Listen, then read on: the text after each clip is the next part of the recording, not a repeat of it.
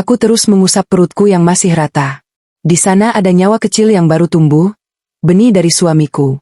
Namun, saat aku ingin membawa kabar bahagia ini, suamiku justru memeluk wanita lain yang juga tengah mengandung anak darinya. Hancur sekali hatiku. Sembari bersiap mendengarkan kisah ini, yuk, absen dulu di kolom komentar, dari kota mana saja kalian menonton. Jangan lupa dukung channel ini dengan like dan subscribe ya, supaya kami makin semangat mempersembahkan cerita yang lebih menarik lagi. Pagi itu, udara terasa lebih dingin dari biasanya. Angin menyusup dari celah jendela kamar mandi, membuatku merapatkan kardigan rajut yang kukenakan. Tanganku bergetar hebat. Jantungku berdebar sangat kencang, seolah-olah mau melompat keluar dari dadaku. Di tangan kananku, ada sebuah benda kecil berbentuk pipih memanjang yang baru saja kugunakan. Sebuah alat tes kehamilan. Aku memejamkan mata rapat-rapat, tidak berani melihat hasilnya. Rasanya takut kecewa lagi. Sudah 3 tahun usia pernikahanku dengan Mas Dimas, suamiku, dan selama itu pula kami menantikan kehadiran malaikat kecil di tengah-tengah keluarga kami. Berbagai usaha sudah kami lakukan, mulai dari program hamil ke dokter kandungan, meminum berbagai macam vitamin, hingga mencoba pengobatan tradisional atas saran ibu mertuaku. Namun, selama ini hasilnya selalu nihil. Garis satu selalu menjadi pemandangan menyakitkan yang mengakhiri harapanku setiap bulannya. Perlahan, aku menarik napas panjang, mengumpulkan seluruh sisa keberanian yang kumiliki. Kubuka mataku pelan-pelan. Mataku langsung tertuju pada kotak kecil di tengah alat tes tersebut. Detik itu juga, napasku tercekat. Aku terdiam kaku. Mataku tidak berkedip menatap benda kecil itu. 2 garis merah yang sangat jelas terpampang nyata di sana. 2 garis. Aku mengucek mataku berulang kali, memastikan bahwa aku tidak sedang bermimpi atau berhalusinasi. Namun, garis merah itu tetap ada di sana, tegas dan nyata. Ya Tuhan, aku hamil. Akhirnya, doa-doaku dan Mas Dimas selama ini terjawab sudah. Ada sebuah kehidupan baru yang sedang bertumbuh di dalam rahimku. Usianya mungkin baru sekitar 6 minggu, karena aku memang sudah terlambat datang bulan selama 2 minggu terakhir. Air mata bahagia jatuh begitu saja membasahi pipiku. Aku menangis dalam diam, menutup mulutku agar isak tangisku tidak terdengar sampai keluar kamar mandi. Perasaan bahagia yang luar biasa membuncah di dalam dadaku.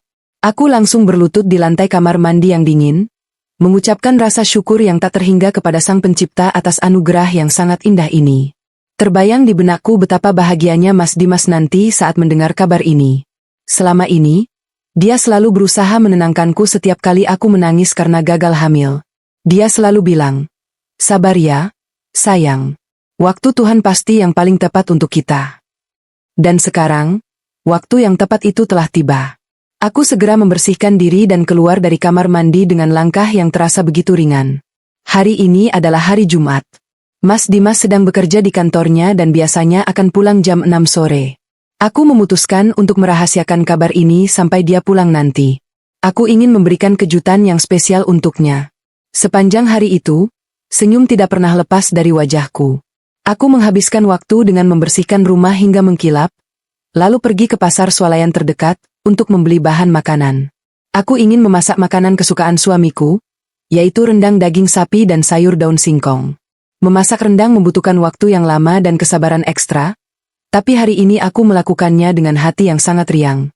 Aku membayangkan wajah Mas Dimas yang terkejut bahagia, lalu memeluk kuku erat dan mencium keningku saat tahu bahwa dia akan segera menjadi seorang ayah. Menjelang sore, aroma wangi bumbu rendang sudah memenuhi seluruh penjuru rumah. Aku menata meja makan dengan sangat rapi.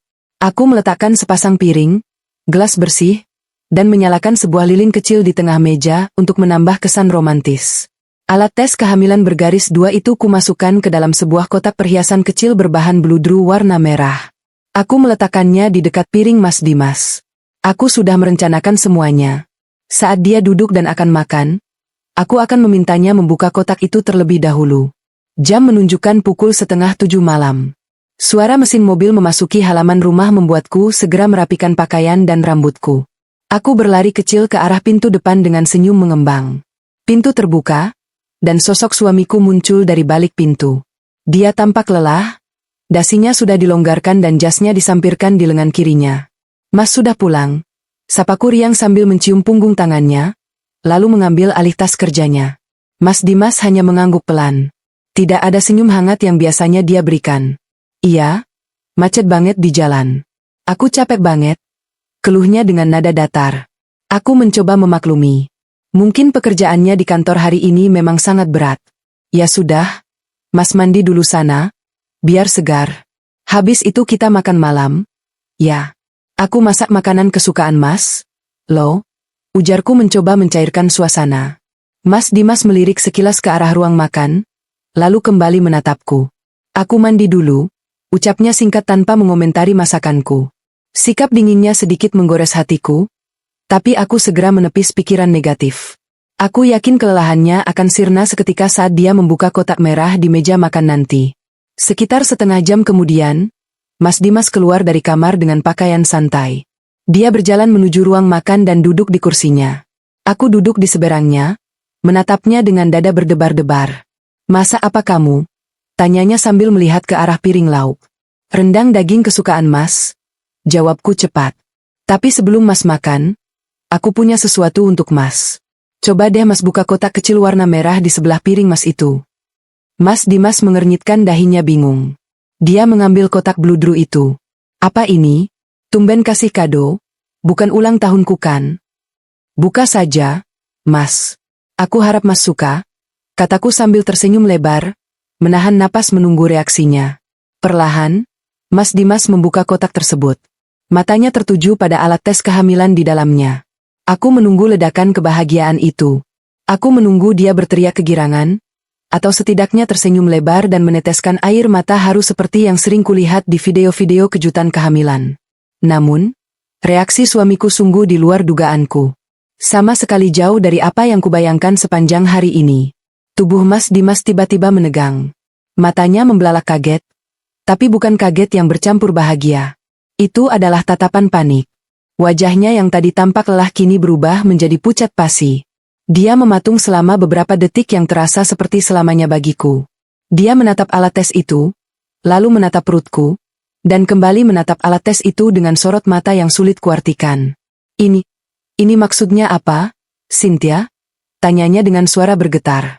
Dia bahkan tidak memanggilku, "Sayang," seperti biasanya. "Aku hamil, Mas," jawabku pelan. Senyum di wajahku perlahan memudar melihat reaksinya yang aneh. "Usianya sudah masuk 6 minggu," kata dokter waktu aku konsultasi online tadi siang. "Kita akan punya anak, Mas." Akhirnya, doa kita dijawab. Mas Dimas menelan ludah dengan susah payah. Dia buru-buru menutup kotak merah itu seolah benda itu adalah sesuatu yang berbahaya, lalu meletakkannya kembali ke atas meja dengan gerakan kasar. Dia memaksakan sebuah senyum yang terlihat sangat kaku dan palsu di bibirnya. "Oh, begitu. Hamil? Ya. Syukurlah," ucapnya dengan nada yang sangat datar, bahkan cenderung dingin. Tidak ada pelukan. Tidak ada ciuman. Tidak ada kata-kata bahagia yang mengalir dari bibirnya. Dia hanya mengusap wajahnya dengan kasar, terlihat sangat gusar. "Mas, kamu nggak senang?" tanyaku dengan suara bergetar. Mataku mulai berkaca-kaca. Sakit rasanya melihat respon suamiku yang begitu dingin atas kabar yang sudah kami tunggu-tunggu bertahun-tahun lamanya. "Bukan begitu, Cynthia," jawabnya cepat, menghindari kontak mata denganku. "Aku cuma kaget." "Iya, aku kaget. Ini terlalu mendadak. Maksudku, kita kan sudah lama menunggu, jadi rasanya tidak percaya saja." Alasannya terdengar sangat dipaksakan di telingaku. Tapi aku berusaha mempercayainya. Mungkin dia memang shock karena terlalu bahagia. "Iya, aku juga awalnya nggak percaya, Mas. Tapi ini nyata. Di dalam sini ada anak kita," kataku sambil mengelus perutku, mencoba mengajaknya berbagi kebahagiaan. Mas Dimas hanya mengangguk kaku. "Ya, baguslah. Ayo makan, aku lapar," ujarnya mengalihkan pembicaraan, lalu mulai mengambil nasi ke piringnya. Makan malam itu terasa sangat canggung dan hening. Tidak ada obrolan hangat. Mas Dimas makan dengan terburu-buru, seolah ingin segera menyelesaikan semuanya dan pergi dari ruang makan. Sesekali aku mencuri pandang ke arahnya. Pikirannya tampak kosong. Dia seperti sedang memikirkan masalah yang sangat berat. Malam itu, setelah makan, dia beralasan ada laporan kantor yang harus segera diselesaikan. Dia mengurung diri di ruang kerjanya sampai larut malam. Aku berbaring sendirian di ranjang kami yang luas, menatap langit-langit kamar dengan perasaan campur aduk. Kebahagiaanku hari ini seolah dirampas paksa dan digantikan oleh kebingungan yang mendalam. Sejak malam itu, gelagat suamiku benar-benar berubah. Dia menjadi sosok yang sangat berbeda. Jika dulu dia selalu menyempatkan diri untuk mengobrol denganku sebelum tidur, kini dia selalu tidur memunggungiku dengan alasan lelah. Dia juga menjadi sangat protektif terhadap ponselnya. Dulu, ponselnya selalu tergeletak sembarangan di atas meja, tidak pernah dikunci. Kini, ponsel itu selalu ada di tangannya, bahkan saat dia pergi ke kamar mandi sekalipun. Layarnya selalu dalam posisi tertutup, dan dia langsung mematikannya setiap kali aku tidak sengaja lewat di dekatnya saat dia sedang mengetik sesuatu. Bukan hanya itu, jam pulangnya pun semakin tidak beraturan. Dia sering pulang larut malam dengan alasan lembur atau meeting mendadak dengan klien. Di akhir pekan, yang biasanya menjadi waktu kami berduaan, kini seringkali dihabiskannya di luar rumah. Dia beralasan ada dinas luar kota mendadak atau ada proyek baru yang harus diawasi langsung di lapangan. Aku yang sedang hamil muda dengan hormon yang tidak stabil merasa sangat kesepian dan sensitif. Namun, setiap kali aku mencoba bertanya atau memprotes kesibukannya, dia selalu marah dan menuduhku tidak pengertian pada suami yang sedang banting tulang mencari nafkah untuk persiapan kelahiran anak kami nanti. Kata-kata manisnya itu sama sekali tidak bisa menenangkan hatiku. Instingku sebagai seorang istri mengatakan ada sesuatu yang salah. Ada rahasia besar yang sedang dia sembunyikan dariku di luar sana. Sesuatu yang membuat sikapnya berubah drastis tepat di hari aku mengumumkan kehamilanku. Pagi ini terasa sama seperti pagi-pagi sebelumnya dalam 1 bulan terakhir. Sunyi dan hambar. Aku bangun lebih dulu, menyiapkan sarapan, dan menyetrika pakaian kerja Mas Dimas. Kandunganku kini sudah memasuki usia 10 minggu. Rasa mual di pagi hari atau morning sickness sedang parah-parahnya melandaku. Aku seringkali harus berlari ke kamar mandi untuk muntah hingga perutku terasa perih. Tapi Mas Dimas tampaknya tidak terlalu peduli. Pagi ini saja, saat aku muntah-muntah di wastafel, dia hanya lewat begitu saja sambil sibuk menelepon seseorang dengan suara yang sangat pelan. Iya, nanti aku mampir. Jangan lupa diminum ya, dijaga baik-baik. Kudengar sayup-sayup Mas Dimas berbisik ke teleponnya sebelum menyadari keberadaanku. Dia langsung mematikan sambungan telepon itu dengan tergesa-gesa saat melihatku keluar dari kamar mandi dengan wajah pucat. Masuk angin lagi kamu? Tanyanya basa-basi tanpa mendekatiku sama sekali. Biasa. Mas, mual bawaan bayi. Jawabku lemas sambil menyeka mulutku dengan tisu. Tadi telepon sama siapa? Mas? Kok bisik-bisik begitu? Tanyaku mencoba menyelidik.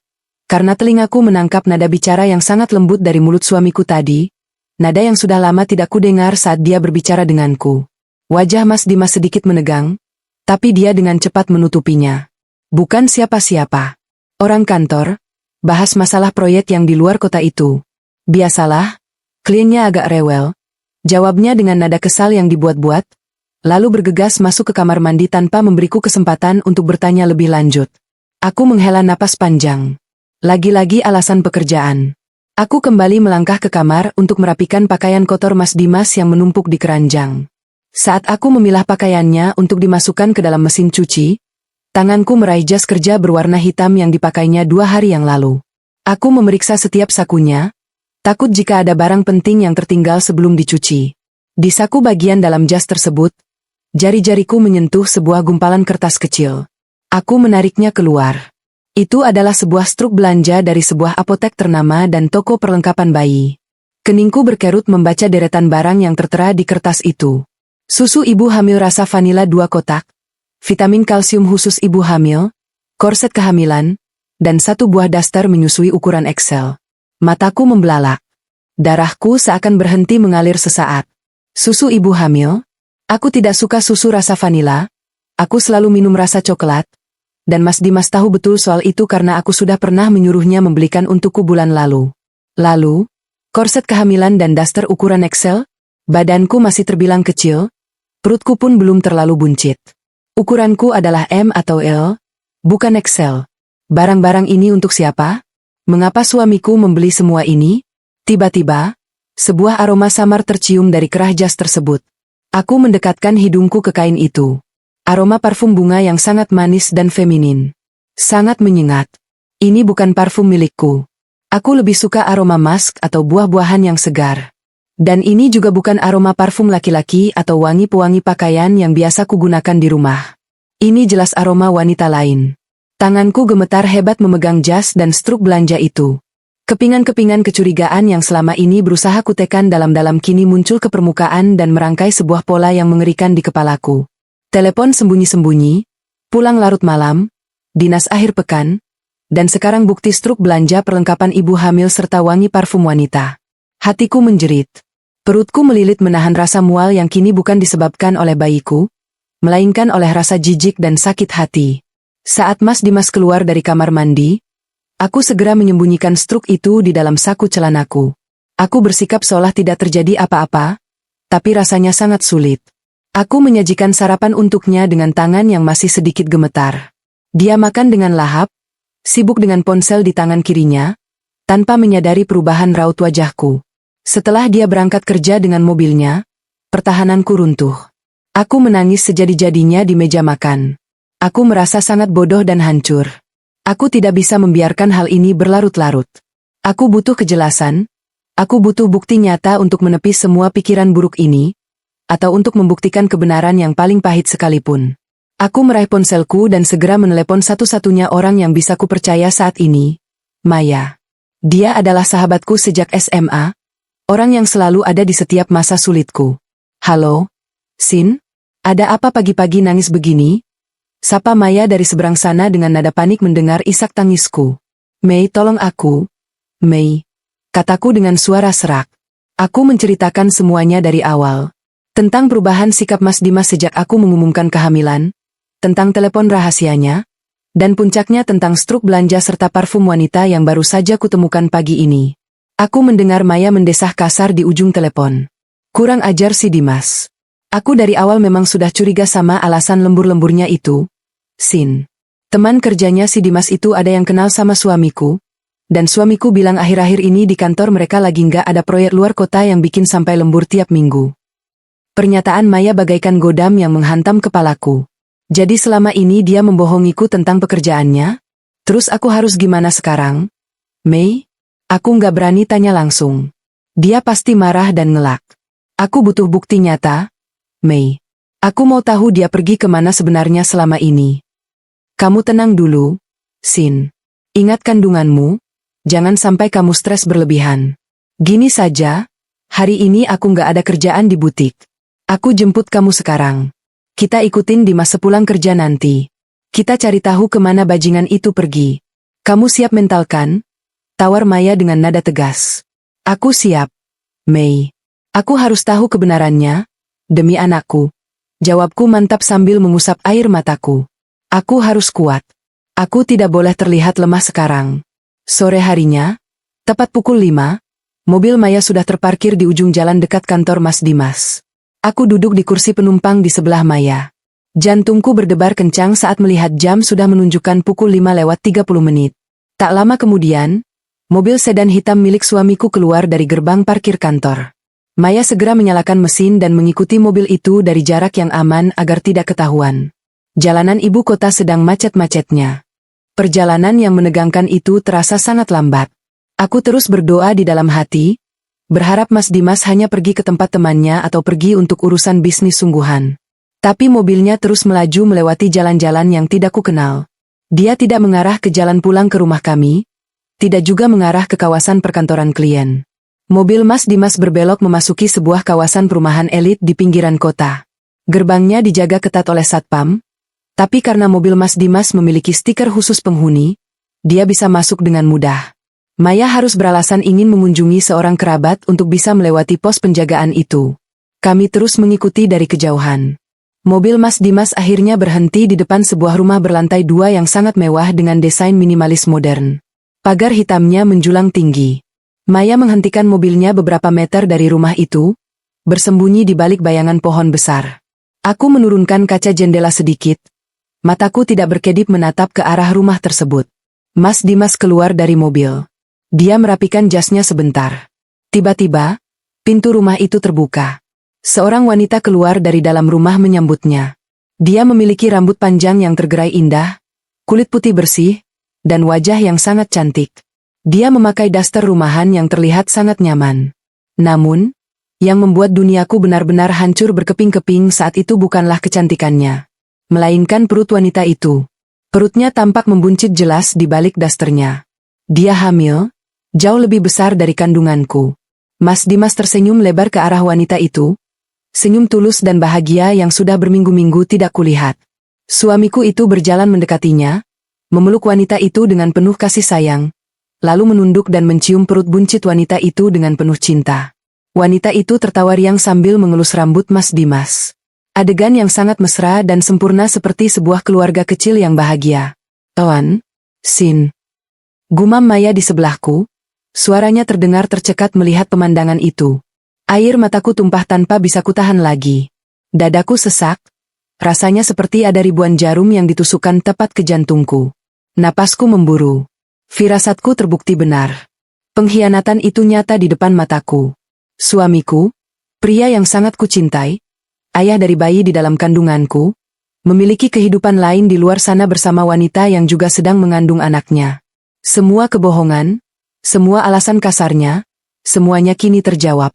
Kegelapan seolah menyelimuti pandanganku saat aku terus menatap kedua manusia yang sedang berbagi tawa di depan rumah mewah itu, menghancurkan sisa-sisa harapanku hingga tak bersisa.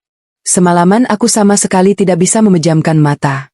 Udara dingin dari pendingin ruangan di kamarku terasa menusuk hingga ke tulang, namun rasa dingin itu tidak sebanding dengan kebekuan yang menjalar di dalam hatiku. Aku hanya bisa berbaring miring sambil memeluk lututku sendiri di atas ranjang yang terasa begitu luas dan kosong. Bantal yang kugunakan sudah basah kuyup oleh air mata yang terus mengalir tanpa henti. Setiap kali aku menutup mata, bayangan suamiku yang tersenyum bahagia sambil memeluk perut buncit wanita lain itu kembali berputar bagaikan kaset rusak di kepalaku. Adegan menyakitkan di depan rumah mewah itu terus menghantui, mencabik-cabik kewarasanku, dan mengoyak setiap sisa kepercayaan yang pernah kuberikan padanya. Tanganku perlahan turun, mengusap perutku yang masih rata. Di dalam sana, ada darah dagingnya yang baru berusia 10 minggu, berdetak dan tumbuh tanpa tahu bahwa ayahnya telah membagi dunianya dengan wanita lain. Rasa mual yang biasanya datang karena bawaan bayi kini terasa ribuan kali lebih parah, bercampur dengan rasa jijik dan sakit hati yang membuat dadaku sesak hingga sulit bernapas. Aku ingin berteriak, aku ingin memaki, tapi suaraku seolah tertahan di tenggorokan. Aku hanya bisa menangis dalam diam, meratapi nasib pernikahanku yang ternyata selama ini hanyalah sebuah kebohongan besar yang dibungkus dengan sangat rapi. Pagi harinya, aku memaksakan diri untuk bangkit dari tempat tidur. Kepalaku terasa sangat berat dan pening, mataku bengkak karena menangis semalaman, dan tubuhku terasa lemas seolah tidak memiliki tulang. Namun, aku tahu aku tidak bisa terus-terusan mengurung diri dan meratapi nasib di dalam kamar ini. Aku butuh kebenaran. Aku tidak bisa hanya mengandalkan apa yang kulihat dari kejauhan kemarin sore. Instingku sebagai seorang ibu dan seorang istri mendorongku untuk menghadapi kenyataan ini secara langsung, seburuk apapun kenyataan itu nantinya. Aku harus tahu siapa wanita itu sebenarnya, apa hubungannya dengan suamiku, dan sejak kapan pengkhianatan ini terjadi di belakangku. Setelah memastikan suamiku berangkat ke kantor dengan alasan klise bahwa hari ini ada rapat penting yang tidak bisa ditinggalkan, aku segera bersiap-siap. Aku mengenakan pakaian yang rapi, memoles sedikit riasan di wajahku yang pucat agar tidak terlihat terlalu menyedihkan, dan memesan taksi daring menuju alamat perumahan elit yang kudatangi bersama Maya kemarin. Maya sempat menelepon dan menawarkan diri untuk menemaniku lagi, tetapi aku menolaknya dengan halus. Ini adalah pertarunganku. Ini adalah masalah rumah tanggaku. Aku harus menghadapi wanita itu sendirian, berhadapan muka, agar aku bisa melihat dengan jelas kebohongan apa lagi yang akan terungkap. Perjalanan dengan taksi memakan waktu sekitar 45 menit karena jalanan ibu kota yang mulai padat. Sepanjang perjalanan, jantungku berdebar sangat kencang, seolah-olah ada genderang perang yang ditabuh di dalam dadaku. Telapak tanganku berkeringat dingin, dan aku terus meremas ujung tasku untuk menyalurkan rasa gugup yang luar biasa. Berbagai macam skenario percakapan berputar di kepalaku. Apa yang harus kukatakan saat bertemu dengannya? Apakah aku harus marah? Apakah aku harus menangis? Atau apakah aku harus bersikap dingin dan memintanya menjauhi suamiku? Taksi akhirnya berhenti tepat di depan gerbang perumahan elit tersebut. Karena aku datang dengan taksi dan beralasan ada janji dengan penghuni blok tersebut, petugas keamanan mengizinkanku masuk setelah menahan kartu identitasku. Aku berjalan kaki menyusuri jalanan perumahan yang sepi dan asri itu. Setiap langkah kakiku terasa sangat berat, seolah ada beban bertonton yang mengikat pergelangan kakiku. Udara pagi yang cerah terasa kontras dengan badai kelam yang sedang berkecamuk di dalam hatiku. Akhirnya, aku berdiri tepat di depan rumah berlantai 2 dengan pagar hitam tinggi yang kemarin kulihat dari kejauhan. Rumah itu tampak begitu megah dan terawat. Terdapat 2 mobil mewah terparkir di garasinya, membuktikan bahwa penghuni rumah ini bukan orang sembarangan. Tanganku bergetar hebat saat aku mengulurkan jari untuk menekan tombol bel yang menempel di dinding pagar. Bunyi bel yang nyaring memecah kesunyian pagi itu, membuat jantungku semakin berdegup tak karuan. Aku menunggu selama beberapa menit dengan napas tertahan. Terdengar suara langkah kaki dari dalam halaman, disusul dengan suara kunci pagar yang dibuka. Pagar besi yang berat itu bergeser perlahan, dan dari baliknya muncul sosok wanita yang kemarin kulihat. Dari jarak sedekat ini, aku bisa melihatnya dengan sangat jelas. Dia memang sangat cantik, dengan kulit putih bersih yang terawat, rambut panjang yang dikuncir asal namun tetap terlihat anggun, dan wajah yang memancarkan aura kecantikan khas wanita hamil. Dia mengenakan gaun santai selutut berbahan katun lembut yang dengan jelas memperlihatkan bentuk perutnya yang sudah membuncit cukup besar. Wanita itu menatapku dengan kening berkerut, tatapannya menyiratkan kebingungan. Dia memindai penampilanku dari atas ke bawah sebelum akhirnya membuka suara. "Cari siapa?" "Ya, Mbak, ada keperluan apa pagi-pagi begini?" Tanyanya dengan nada suara yang sopan, namun terdengar sedikit angkuh. Aku menelan ludah dengan susah payah, berusaha keras membasahi tenggorokanku yang terasa kering kerontang. Aku menegakkan punggungku, mencoba mengumpulkan seluruh sisa harga diriku. "Apakah benar ini rumah Dimas?" Tanyaku dengan suara yang kubuat setenang mungkin, meski sebenarnya suaraku terdengar sedikit bergetar. Mendengar nama suamiku disebut, ekspresi wanita itu sedikit berubah. Dia tidak terlihat panik atau terkejut, melainkan menatapku dengan sorot mata menilai. "Iya, benar. Ini rumah Mas Dimas." "Mbak ini siapa?" "Ya, teman kantornya atau ada urusan pekerjaan?" "Mas Dimas sudah berangkat ke kantor sejak 1 jam yang lalu," jawabnya dengan santai, mengelus perut buncitnya dengan gerakan yang sangat natural. Gerakan tangannya yang mengelus perut itu seolah menjadi godam yang menghantam ulu hatiku. Aku memejamkan mata sejenak, mengumpulkan keberanian untuk menjatuhkan bom yang akan mengubah hidup kami berdua. "Saya Cynthia," kataku pelan, lalu menatap lurus ke dalam matanya. "Saya adalah istri Dimas." "Istri sahnya." Keheningan yang mencekam langsung menyelimuti kami berdua. Aku menunggu reaksi terkejut, panik, atau rasa bersalah dari wajahnya. Aku menunggu dia membantah atau mungkin mengusirku dari tempat ini. Namun, apa yang terjadi selanjutnya sungguh di luar dugaanku dan membuat aliran darahku seakan berhenti mengalir. Wanita itu sama sekali tidak terlihat terkejut. Tidak ada gurat kepanikan di wajah cantiknya. Dia malah menghela napas panjang, sebuah senyum tipis yang meremehkan tersungging di sudut bibirnya. Dia menyandarkan tubuhnya ke pintu pagar, menatapku dengan tatapan kasihan yang membuat darahku mendidih. "Oh, jadi kamu yang namanya Cynthia?" ucapnya dengan nada suara yang terdengar sangat santai, seolah kita sedang membicarakan cuaca hari ini. "Silakan masuk dulu kalau begitu.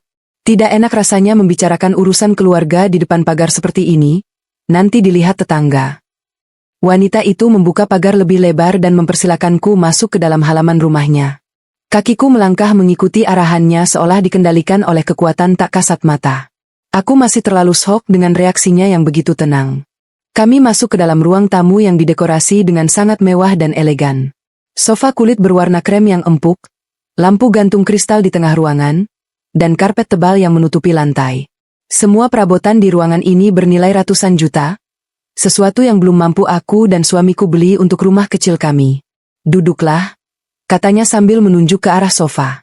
"Namaku Rina. Mau minum apa?" Kebetulan asisten rumah tanggaku sedang pergi ke pasar, jadi aku ambilkan sendiri nanti. "Tidak perlu repot-repot. Aku datang ke sini bukan untuk bertamu atau minum teh." Potongku dengan nada tegas, menolak untuk duduk. Aku berdiri kaku di tengah ruangan, menatapnya dengan tajam. "Apa maksud dari semua ini? Kenapa kamu memanggil suamiku dengan sebutan Mas?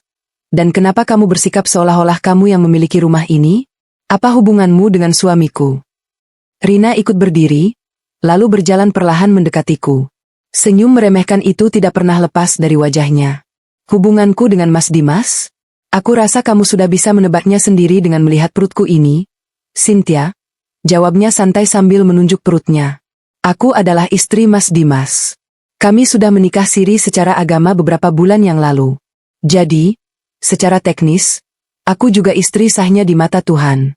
Rumah ini dibeli atas namaku, sebagai hadiah pernikahan dari keluargaku untuk kami berdua. Pernyataan itu bagaikan petir yang menyambar tepat di atas kepalaku di siang bolong.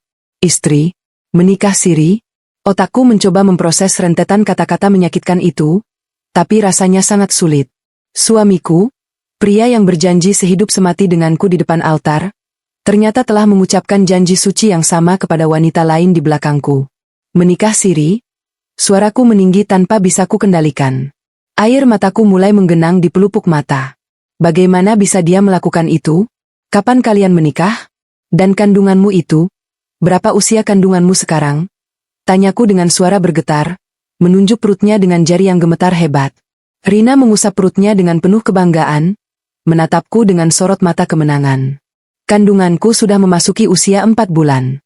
Dokter bilang bayinya laki-laki, jagoan kecil yang sangat dinantikan oleh Mas Dimas dan keluarga besarku.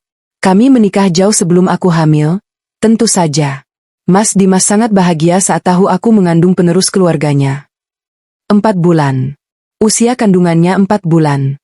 Kakiku terasa sangat lemas hingga aku terhuyung mundur dan harus berpegangan pada sandaran sofa, agar tidak jatuh terjerembab ke lantai. Perhitunganku berputar cepat di dalam kepala. Jika usia kandungannya sudah 4 bulan, itu berarti pengkhianatan ini telah berlangsung jauh sebelum aku mengumumkan kehamilanku sendiri. Suamiku telah membagi cinta, tubuh, dan hidupnya dengan wanita ini berbulan-bulan lamanya, sementara aku di rumah terus berusaha keras untuk bisa hamil dan memberikan keturunan untuknya.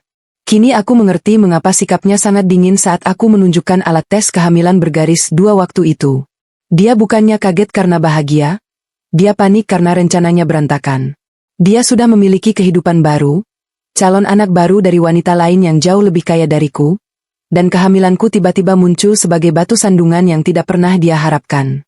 Fakta itu jauh lebih menyakitkan daripada tusukan pisau belati. Kamu tahu dia sudah beristri? Tanyaku dengan suara serak, menatap Rina dengan pandangan nanar. Kamu tahu dia memiliki istri yang menunggunya pulang setiap malam, tapi kamu tetap mau dinikahi secara diam-diam dan mengandung anaknya. Rina mendengus pelan, melipat kedua lengannya di bawah dada. Tentu saja aku tahu.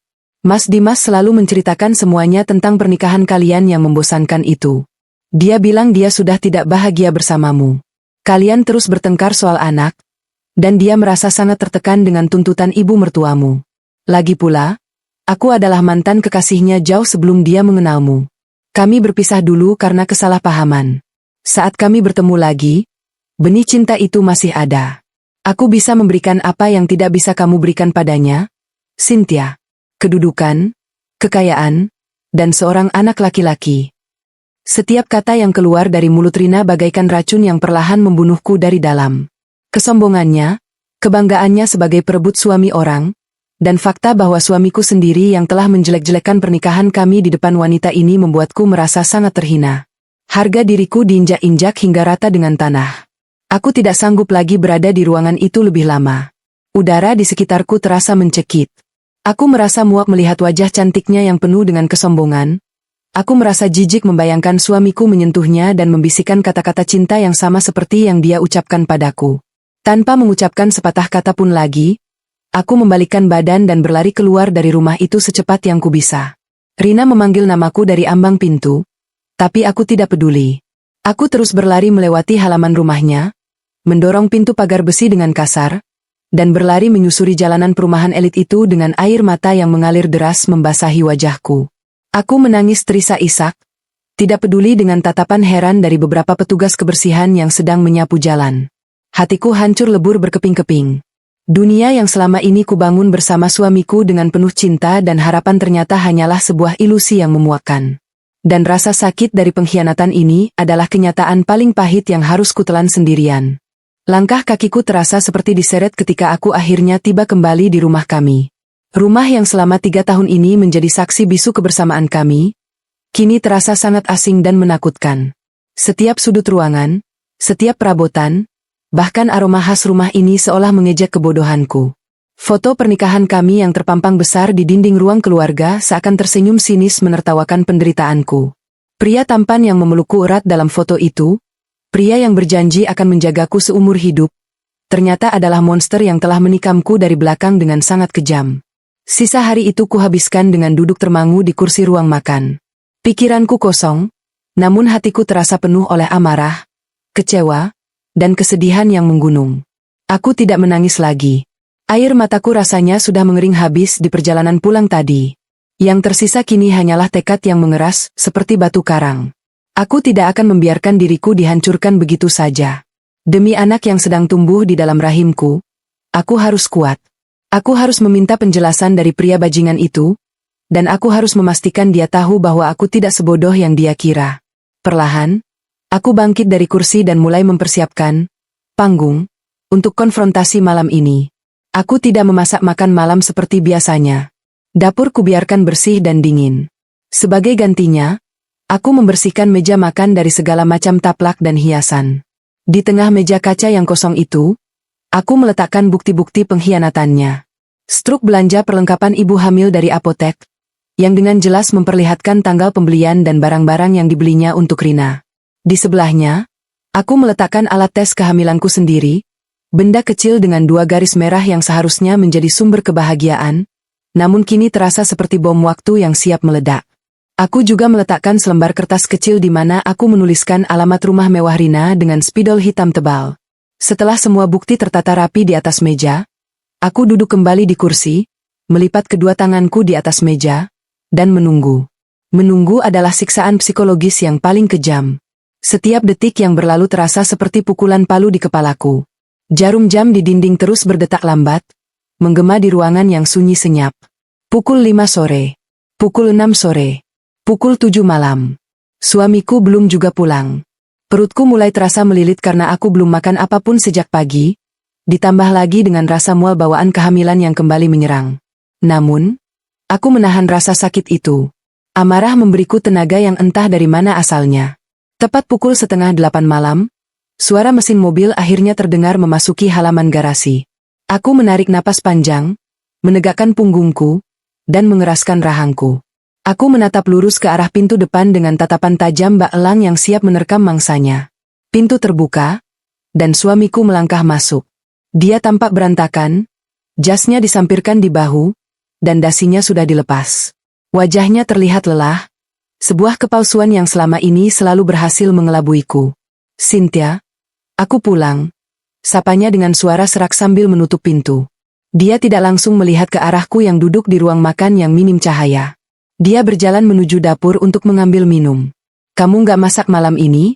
Kok rumah gelap banget dan sepi?" "Aku lapar banget. Seharian meeting sama klien yang cerewet luar biasa."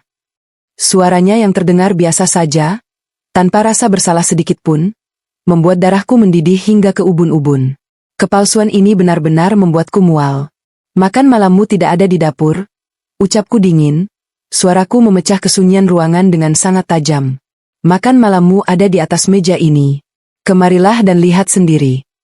Mendengar nada bicaraku yang tidak biasa, langkah suamiku terhenti. Dia menoleh ke arah ruang makan, memicingkan matanya untuk melihat ke arahku yang duduk di dalam remang-remang cahaya. Dia menyalakan lampu ruang makan, dan cahaya terang langsung mengekspos pemandangan di atas meja kaca tersebut. Dia berjalan mendekati meja dengan langkah ragu. Matanya langsung tertuju pada benda-benda yang kuletakkan di sana. Struk belanja, alat tes kehamilan, dan kertas berisi alamat rumah Rina. Detik itu juga, aku melihat tubuhnya menegang hebat. Wajahnya yang tadi terlihat lelah kini memucat pasi, seputih kertas. Matanya membelalak lebar, menatap alamat rumah itu dengan kepanikan yang tidak bisa dia sembunyikan lagi. Napasnya tertahan di tenggorokan, dan dia mematung selama beberapa detik yang terasa sangat panjang. "Ini, apa maksudnya ini, Cynthia?" tanyanya dengan suara bergetar dan terbata-bata. Dia mencoba menatapku, tapi matanya dengan cepat kembali menghindari tatapanku. Pertahanannya mulai goyah. Aku berdiri dari kursiku, mencondongkan tubuhku ke depan, menatapnya dengan penuh kebencian. "Kamu masih berani bertanya apa maksudnya ini? Jangan berpura-pura bodoh di depanku lagi, Mas. Sandiwaramu sudah selesai hari ini. Aku sudah tahu semuanya. Suaraku menggelegar di ruangan itu, membuat suamiku terkesiap dan mundur selangkah. Aku tidak mengerti apa yang kamu bicarakan. Dia mencoba mengelak, tapi suaranya sangat lemah dan tidak meyakinkan sama sekali. Struk belanja ini titipan teman kantorku. Dan alamat ini, aku tidak tahu ini alamat siapa. Bohong, teriakku, menunjuk tepat di depan wajahnya. Kamu pembohong besar. Aku menemukannya di saku jasmu, beserta wangi parfum murahan wanita itu. Dan kamu tahu apa yang kulakukan pagi ini sementara kamu berpura-pura sibuk bekerja? Aku pergi ke alamat itu, Mas.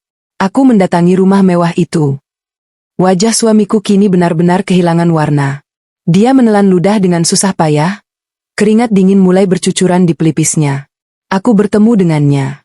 Aku bertemu dengan Rina, kataku dengan nada suara yang merendah, namun penuh dengan bisa yang mematikan.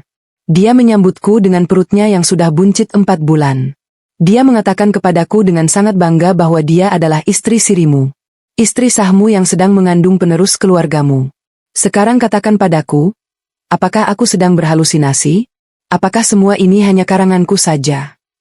Ruangan itu tiba-tiba menjadi sangat hening. Hanya terdengar suara napasku yang memburu karena emosi yang meluap-luap. Suamiku tertunduk lesu. Bahunya merosot turun. Semua kebohongannya telah terbongkar, dan dia tahu dia tidak bisa lari kemana-mana lagi. Dia menarik kursi dengan kasar dan duduk, menangkupkan kedua tangannya di wajahnya, mengusapnya dengan frustrasi. Jelaskan padaku, Mas, tuntutku dengan suara yang bergetar menahan tangis yang kembali mendesak. Kenapa kamu melakukan ini padaku? Apa salahku? 3 tahun aku mengabdi padamu, melayanimu, berusaha memberikan anak untukmu, dan ini balasanmu? Kamu menikah siri dengan mantan kekasihmu saat aku sedang berjuang sendirian. Dia menurunkan tangannya dan menatapku. Tidak ada lagi kepanikan di wajahnya, yang ada hanyalah sorot mata dingin yang belum pernah kulihat sebelumnya. Sorot mata pria asing yang tidak kukenali. Kamu mau tahu alasannya? Suaranya kini terdengar tenang, namun sangat menusuk. Baiklah, aku akan jujur padamu. Semua ini bukan hanya soal cinta atau nafsu semata, Cynthia. Ini soal bertahan hidup. Kamu tidak tahu apa-apa tentang kondisiku yang sebenarnya. Kondisi apa? Alasan apa yang bisa membenarkan perselingkuhan dan pernikahan diam-diam? Balasku sengit. Perusahaanku hampir bangkrut. Bentaknya keras, membuatku terlonjak kaget. Selama 6 bulan terakhir, aku terlilit utang miliaran rupiah. Klien membatalkan kontrak sepihak, investor menarik dananya, dan aku terancam masuk penjara karena tidak bisa membayar tagihan supplier. Aku hancur, Cynthia. Aku tidak bisa tidur.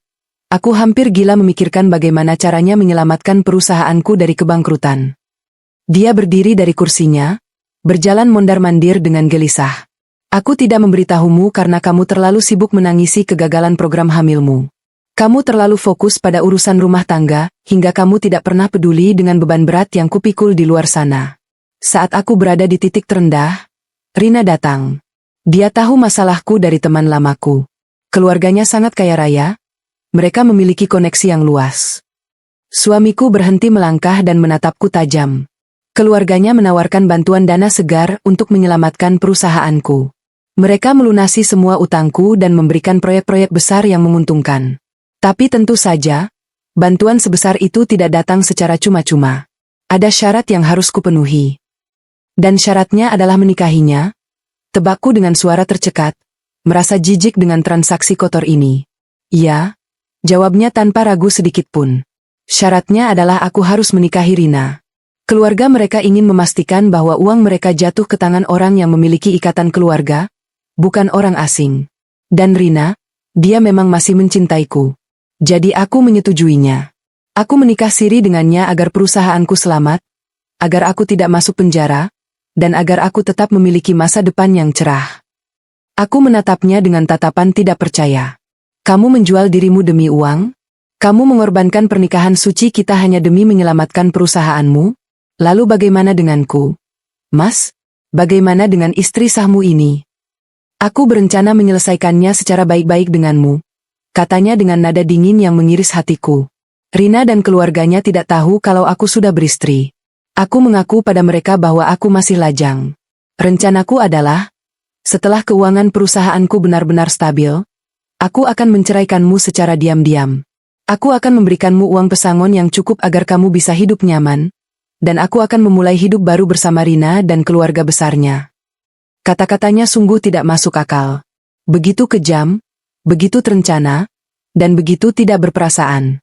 Dia merencanakan perceraian kami seolah membuang barang bekas yang sudah tidak terpakai lagi.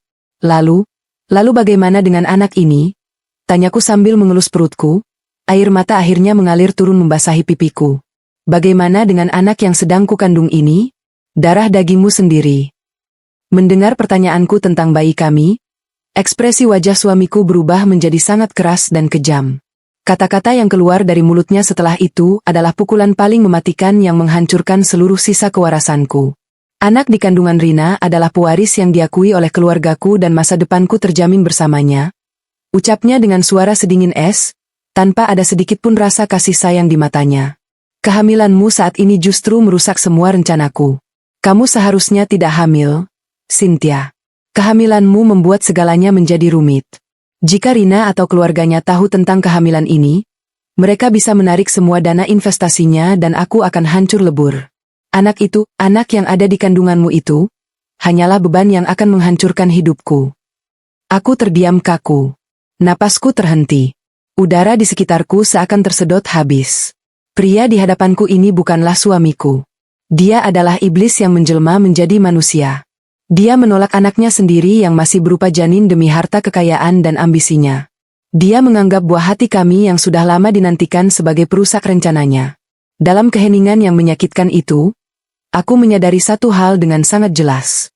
Suamiku sudah mati. Pria yang kucintai telah mati terkubur bersama keserakahannya. Yang tersisa di depanku hanyalah pria asing yang menjijikkan. Rasa sakit yang tadi kurasakan perlahan menguap, digantikan oleh rasa muak dan tekad yang membaja. Aku mengusap air mataku dengan kasar, mengangkat kepalaku tinggi-tinggi, dan menatapnya dengan pandangan paling dingin yang bisa kuberikan.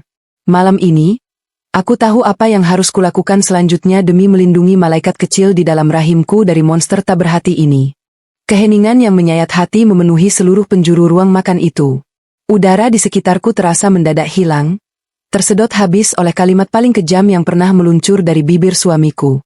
Kalimat itu terus terngiang, berputar-putar di dalam kepalaku bagaikan kaset rusak yang memekakkan telinga. Dia menyebut darah dagingnya sendiri, bayi tak berdosa yang sedang tumbuh di dalam rahimku ini, sebagai sebuah beban. Dia menganggap anugerah yang selama 3 tahun kami nanti-nantikan dengan penuh derai air mata ini sebagai penghancur rencananya. Rencana busuknya untuk hidup bergelimang harta bersama wanita lain. Aku menatap wajah pria yang berdiri di hadapanku itu lekat-lekat. Aku mencari setitik saja penyesalan di matanya, setitik saja rasa iba atau cinta yang mungkin tersisa untukku atau untuk janin ini. Namun, nihil. Yang kulihat hanyalah sepasang mata yang dingin, egois, dan dipenuhi oleh ambisi buta. Pria ini bukanlah suamiku lagi. Suamiku, pria sederhana yang dulu berjanji akan selalu melindungiku, telah mati malam ini. Dia telah mengubur dirinya sendiri di dalam kubangan keserakahan yang menjijikkan. Air mataku yang tadi sempat mengalir deras kini mendadak berhenti. Kering kerontang. Rasa sakit dan hancur lebur yang sedari tadi mengoyak dadaku perlahan-lahan membeku, berubah wujud menjadi bongkahan amarah dan tekad yang mengeras bagaikan batu karang. Tidak ada lagi isak tangis. Tidak ada lagi rengekan memohon penjelasan. Aku sudah mendengar semua yang perlu kudengar. Keputusanku sudah bulat. Menangisi pria pengecut sepertinya adalah sebuah penghinaan bagi harga diriku sendiri, dan terlebih lagi, penghinaan bagi malaikat kecil yang sedang berlindung di dalam perutku. Tanpa mengucapkan sepatah kata pun lagi untuk membalas ucapan kejinya, aku membalikkan badan. Aku melangkah dengan pijakan yang sangat mantap dan pasti menuju kamar tidur kami. Langkah kakiku menggema di lantai keramik yang dingin, menjadi satu-satunya suara yang memecah keheningan rumah malam itu. Aku membuka pintu lemari pakaian yang terbuat dari kayu jati itu lebar-lebar. Suara engselnya yang sedikit berderit terdengar nyaring. Aku meraih sebuah koper hitam berukuran besar yang tersimpan di bagian paling atas lemari. Koper yang dulu kami gunakan saat pergi berbulan madu dengan penuh cinta, kini menjadi saksi bisu kehancuran pernikahan kami. Aku melempar koper itu ke atas kasur dan membukanya dengan kasar. Dengan gerakan cepat dan mekanis, aku mulai mengeluarkan pakaian-pakaianku dari dalam lemari.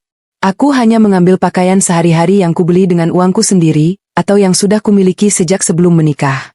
Semua gaun mahal, tas bermerek, dan perhiasan yang pernah dia belikan untukku sebagai hadiah ulang tahun atau hari jadi pernikahan, kubiarkan tetap tergantung rapi di tempatnya. Aku tidak sudi membawa satu barang pun yang berasal dari uangnya. Uang yang ternyata didapatkannya dari hasil menjual harga diri pada wanita lain. Tanganku bergerak cepat memasukkan pakaian, dokumen-dokumen penting seperti ijazah, akta kelahiran, dan buku nikah ke dalam koper. Aku juga memasukkan beberapa helai pakaian bayi dan buku jurnal kehamilan yang baru saja kubeli dengan penuh sukacita beberapa hari yang lalu. Saat aku sedang menutup resleting koper, kudengar langkah kaki mendekat. Pria itu berdiri menyandar di ambang pintu kamar, memasukkan kedua tangannya ke dalam saku celana panjangnya. Dia menatapku dengan tatapan meremehkan, seolah-olah apa yang sedang kulakukan ini hanyalah sebuah drama murahan atau ancaman kosong belaka. Dia mengira aku tidak akan berani meninggalkannya karena selama ini aku selalu bergantung padanya. Baguslah kalau kamu akhirnya sadar diri, ucapnya dengan nada suara yang sangat arogan dan dingin. Kamu mau pergi malam ini juga? Silakan. Pintu depan tidak dikunci. Keputusanmu ini justru sangat memudahkanku. Aku tidak perlu lagi repot-repot mencari alasan untuk mengusirmu atau memikirkan bagaimana cara menceraikanmu nanti. Pergilah. Bawa semua barang rongsokanmu itu dan jangan pernah berpikir untuk kembali ke rumah ini. Kamu dan anak yang ada di kandunganmu itu hanya akan menjadi penghambat masa depanku. Aku menghentikan gerakanku sejenak. Tanganku mengepal kuat di atas koper hingga buku-buku jariku memutih. Rasanya aku ingin sekali melemparkan vas bunga yang ada di atas nakas tepat ke wajahnya yang sombong itu. Namun, aku menarik napas panjang, menelan kembali semua amarah itu. Meladeninya hanya akan membuang-buang tenagaku yang berharga. Aku menegakkan tubuhku, meraih koper hitam itu, dan menurunkannya dari atas kasur. Aku berjalan menghampirinya, berhenti tepat di hadapannya dengan jarak hanya setengah meter. Aku menatap lurus ke dalam matanya yang congkak. Kamu tidak perlu mengusirku, karena rumah ini rasanya sudah terlalu kotor dan najis untuk kutinggali. Kamu pikir uang dan harta dari wanita itu bisa membeli kebahagiaanmu? Kamu pikir kamu telah menang dengan membuangku dan anak ini? Aku tersenyum sinis, sebuah senyuman yang penuh dengan rasa iba yang merendahkan. Kamu hanyalah seorang pengemis berjas rapi yang menjual jiwanya sendiri. Nikmatilah istana pasirmu itu selagi bisa.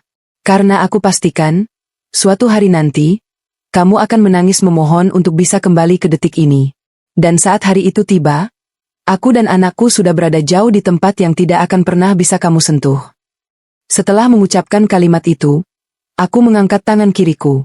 Aku menarik paksa cincin emas putih bertahtakan berlian kecil yang melingkar di jari manisku selama 3 tahun terakhir. Cincin yang dulu dipasangkannya dengan janji suci di hadapan Tuhan, kini tak lebih dari sekadar logam dingin tak bermakna. Aku melemparkan cincin itu ke lantai tepat di depan ujung sepatu kulitnya.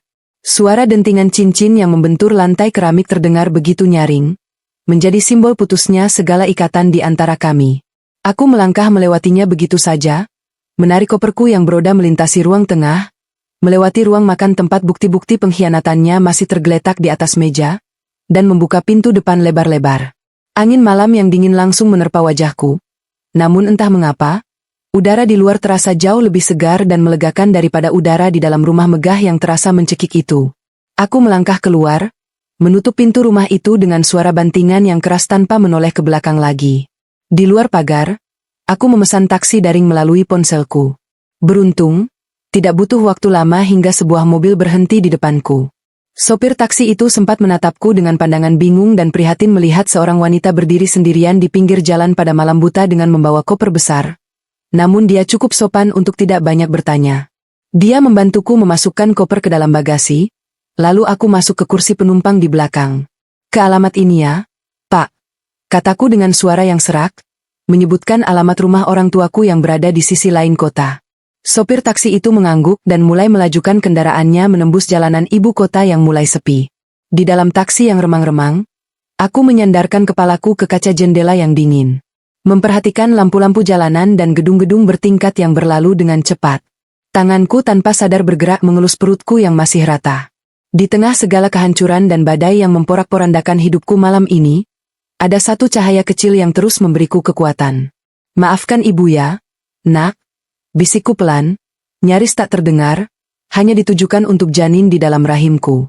Mulai sekarang, hanya ada kamu dan ibu. Kita berdua akan melewati semua ini. Ibu berjanji, ibu tidak akan pernah membiarkanmu kekurangan cinta kasih, meskipun kita tidak memiliki sosok ayah. Kamu adalah duniaku sekarang. Perjalanan memakan waktu hampir 1 jam hingga akhirnya taksi berhenti di depan sebuah rumah sederhana bercat putih dengan pagar kayu yang sangat kukenal. Rumah orang tuaku. Tempat di mana aku selalu merasa aman dan dicintai tanpa syarat. Aku membayar ongkos taksi, mengambil koperku, dan berjalan gontai mendekati pagar. Jam sudah menunjukkan pukul 11 malam. Rumah itu tampak gelap, menandakan bahwa penghuninya sudah terlelap. Aku mengetuk pintu kayu itu beberapa kali sambil memanggil pelan. Tak lama kemudian, terdengar suara langkah kaki dari dalam, disusul dengan suara kunci yang diputar. Pintu terbuka, menampilkan sosok ibu yang mengenakan daster tidurnya. Wajahnya yang sudah mulai berkerut tampak sangat terkejut melihatku berdiri di depan pintu dengan wajah pucat, mata sembab, dan sebuah koper besar di sisiku. Ya Allah, nak, kamu kenapa malam-malam begini pulang bawa koper? Suamimu mana? Ada apa ini? Cecar ibu dengan suara panik yang tertahan agar tidak membangunkan tetangga. Mendengar suara ibu yang penuh dengan kekhawatiran dan kasih sayang, pertahananku yang sedari tadi kubangun sekuat tenaga akhirnya runtuh juga. Aku tidak sanggup lagi berpura-pura tegar. Aku menjatuhkan gagang koperku, menghambur ke dalam pelukan ibu, dan menangis sejadi-jadinya di bahunya. Aku menangis meluapkan semua rasa sakit, rasa terhina, dan rasa hancur yang sedari tadi menyesakkan dadaku. Ibu memelukku erat, mengelus rambutku dengan penuh kelembutan. Astagfirullah, ada apa ini? Nak, ayo masuk dulu, jangan di luar begini udaranya dingin. Ibu membawaku masuk ke dalam ruang tamu, menuntunku duduk di atas sofa usang yang terasa sangat nyaman. Bapak yang terbangun karena mendengar keributan segera keluar dari kamar. Melihatku menangis histeris di pelukan ibu, wajah bapak langsung berubah tegang. Dia bergegas ke dapur membuatkan segelas teh hangat manis untukku. Setelah meminum beberapa teguk teh dan tangisku mulai mereda, aku menceritakan semuanya dari awal hingga akhir tanpa ada yang kututupi. Aku menceritakan tentang perselingkuhan itu, pernikahan siri dengan wanita kaya raya yang sedang hamil 4 bulan, alasan kebangkrutan perusahaannya, hingga kalimat terakhirnya yang menyebut anakku sebagai beban dan rencananya untuk menceraikanku. Mendengar cerita itu, wajah bapak memerah pada menahan amarah yang luar biasa. Rahangnya mengeras, dan urat-urat di lehernya menonjol. Dia mengepalkan kedua tangannya kuat-kuat, lalu bangkit berdiri dengan napas memburu. Laki-laki keparat. Bajingan tidak tahu diuntung. Umpat bapak dengan suara bergetar menahan murka. Bapak serahkan anak perempuan bapak baik-baik padanya untuk dijaga, dibahagiakan, bukan untuk dibuang dan dihina seperti ini. Apalagi kamu sedang mengandung cucu bapak.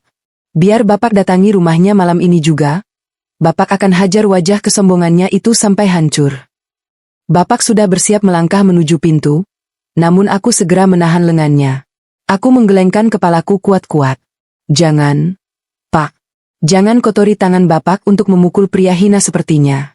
Dia tidak pantas menerima perhatian kita lagi. Biarkan saja dia pergi dengan kehidupannya yang palsu itu. Aku pulang ke sini bukan untuk meminta bapak membalas dendam, tapi aku butuh tempat berlindung. Aku butuh dukungan bapak dan ibu untuk membesarkan anak ini sendirian. Ibu kembali memelukku, ikut menangis bersamaku. Kamu anak yang kuat. Kamu tidak sendiri, nak.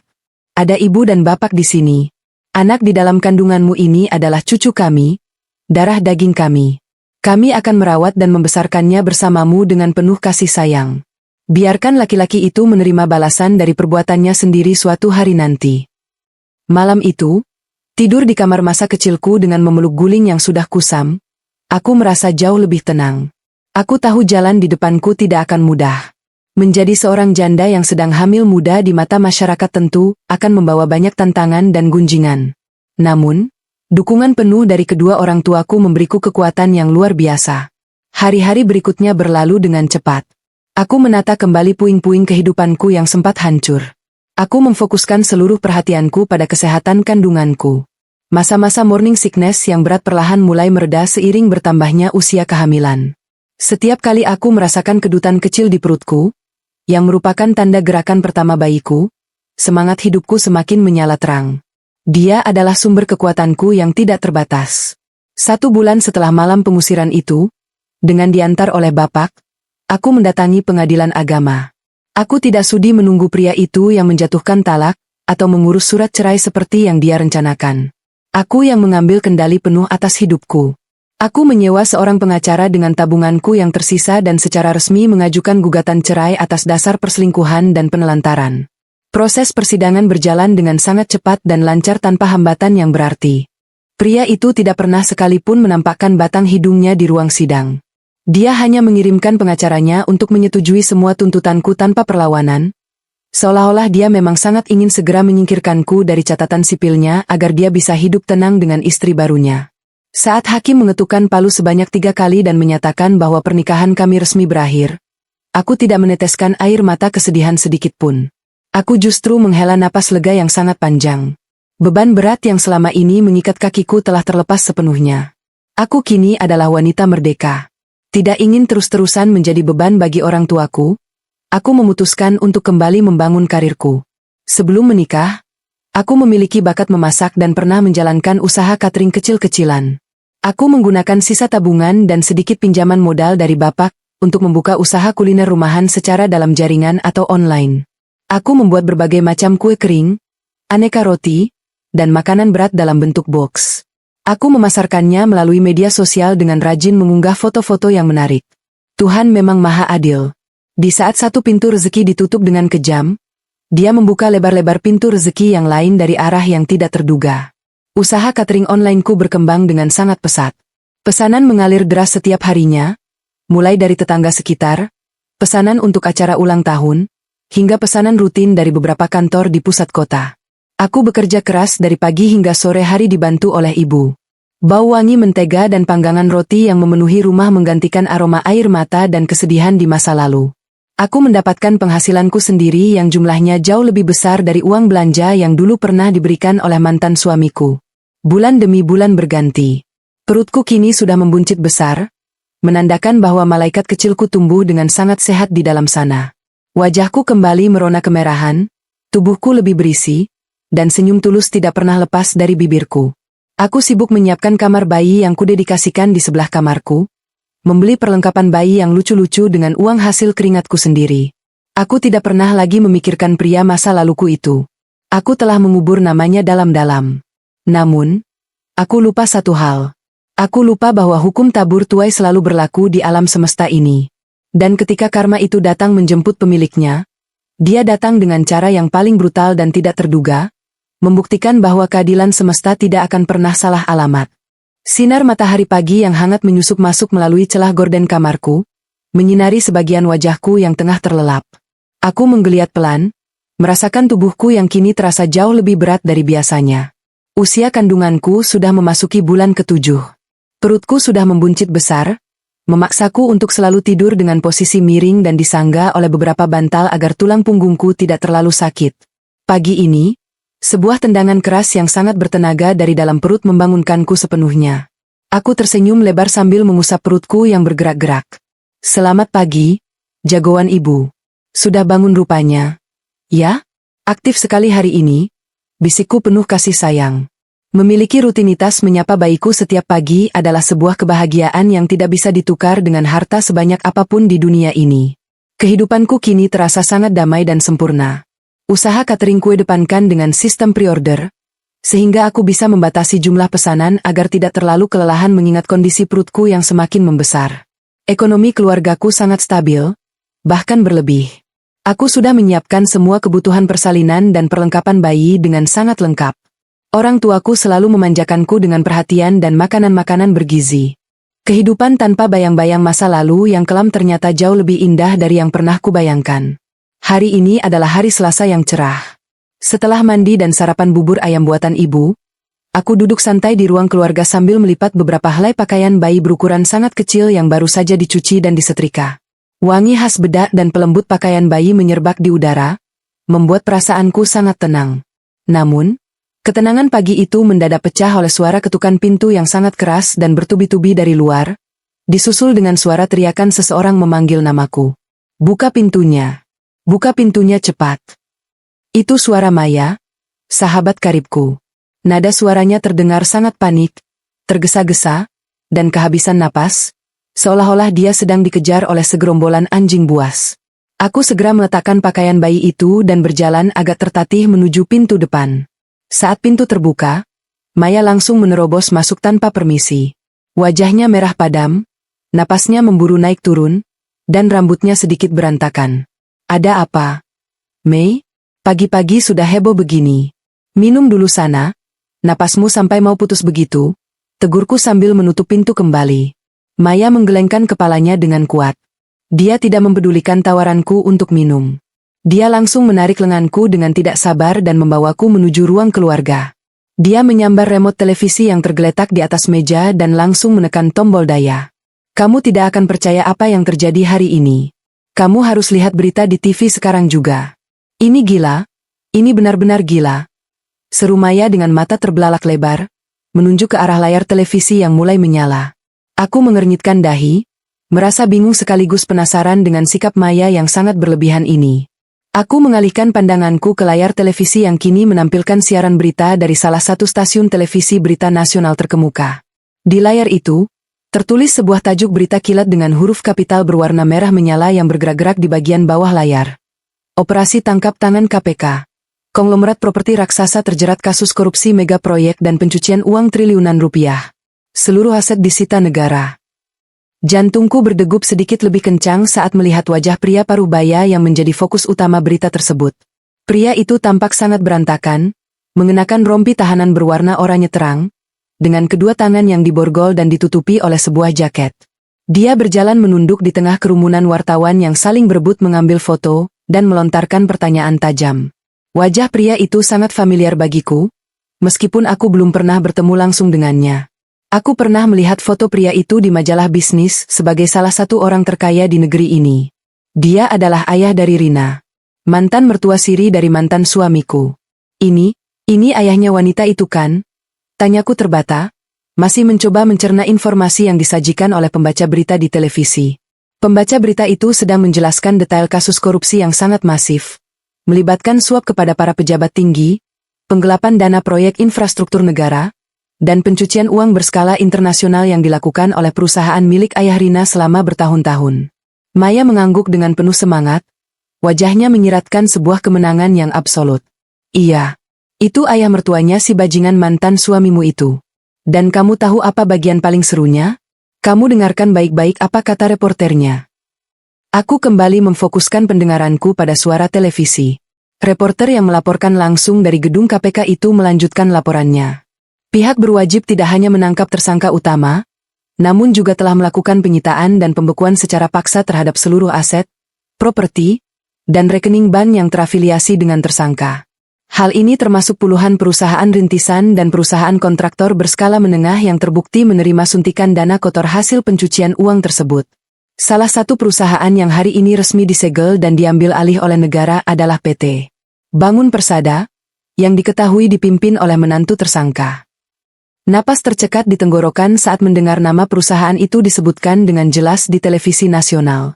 PT Bangun Persada. Itu adalah perusahaan milik mantan suamiku. Perusahaan yang hampir bangkrut dan kemudian diselamatkan oleh uang kotor dari keluarga Rina.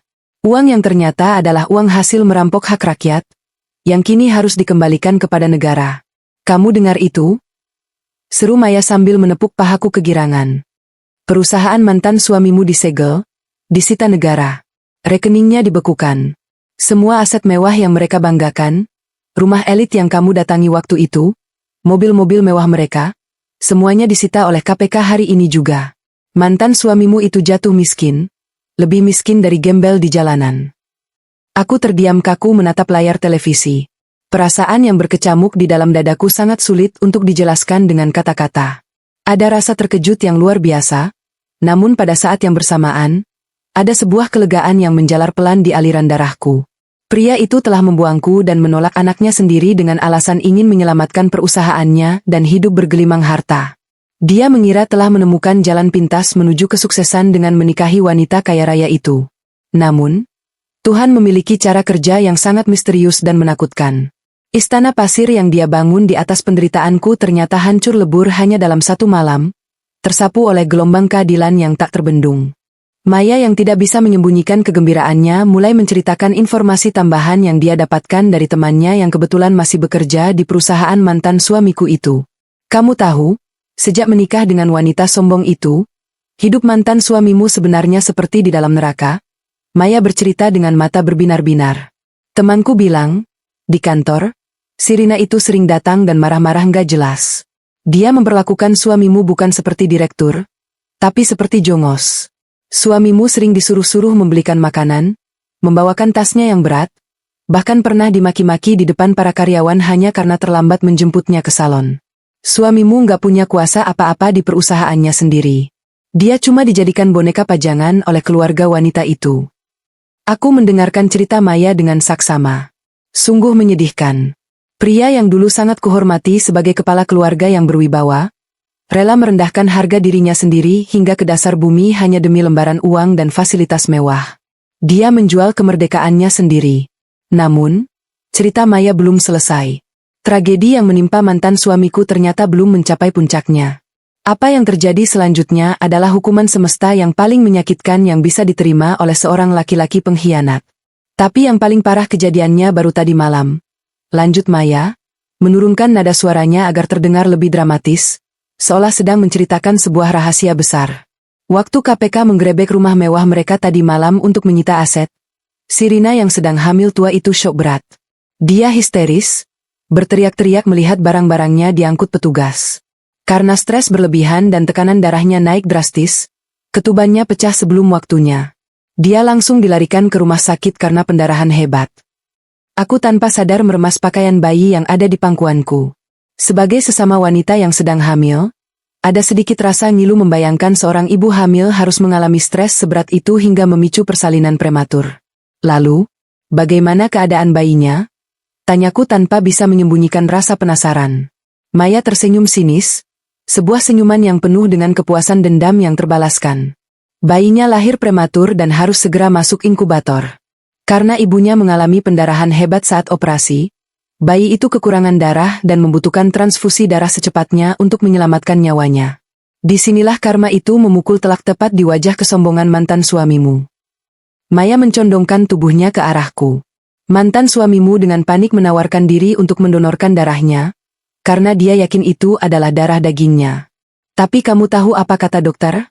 Dokter menolak mentah-mentah. Dokter bilang, golongan darah suamimu itu A, golongan darah Rina adalah O. Secara medis, mustahil pasangan dengan golongan darah tersebut melahirkan anak dengan golongan darah B. Dan bayi yang baru lahir itu golongan darahnya B. Aku terkesiap kaget hingga menutup mulutku dengan kedua belah tangan. Mataku membelalak lebar menatap Maya. Maksudmu bayi itu? Iya, potong Maya bersemangat. Bayi itu bukan anak mantan suamimu. Temanku yang waktu itu ikut mengantar ke rumah sakit mendengar semuanya. Setelah dites DNA kilat atas permintaan suamimu yang mengamuk tidak terima, hasilnya keluar. Suamimu sama sekali tidak memiliki kecocokan genetik dengan bayi itu. Di tengah kondisinya yang lemah setelah melahirkan, si Rina dengan congkaknya akhirnya mengaku. Maya mengambil napas panjang sebelum melanjutkan bagian paling klimaks dari ceritanya. Rina tertawa meremehkan di depan wajah suamimu yang sedang menangis hancur. Dia bilang, bayi itu adalah anak dari mantan kekasihnya, seorang pengusaha muda yang meninggalkannya kabur ke luar negeri saat tahu Rina hamil. Keluarga Rina yang gila harta dan nama baik tidak mau menanggung malu memiliki anak haram di luar nikah. Jadi, mereka mencari pria bodoh yang kebetulan sedang terlilit utang besar dan putus asa untuk dijadikan tumbal penutup aib. Mantan suamimu adalah kandidat yang paling sempurna. Mereka membelinya dengan uang haram untuk menjadi ayah palsu di atas kertas. Ruang keluarga itu mendadak hening selama beberapa saat. Hanya terdengar suara dengungan dari siaran berita di televisi yang masih terus membahas kasus korupsi tersebut.